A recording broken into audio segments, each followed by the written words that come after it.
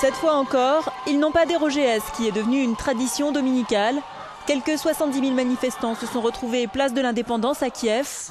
Sur la scène, un visage connu, Bernard-Henri Lévy. Le philosophe français décrit cet épicentre de la contestation contre le président Yanukovych. Je n'ai pas vu de néo-nazis, je n'ai pas entendu d'antisémites. J'ai entendu au contraire un mouvement incroyablement mûr, incroyablement déterminé et très profondément libéral. Et je crois que l'ambition de cette révolution ukrainienne est beaucoup plus importante.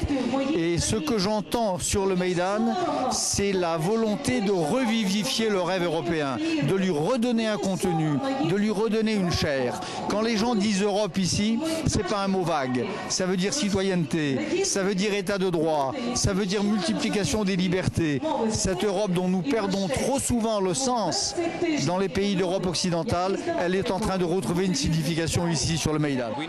À ses côtés, les principaux dirigeants de l'opposition, l'ancien boxeur Vitali Klitschko, mais aussi Arseniy Yatsenyuk, ex-ministre de l'économie et chef du parti de l'égérie de la Révolution orange, Yulia Tymoshenko.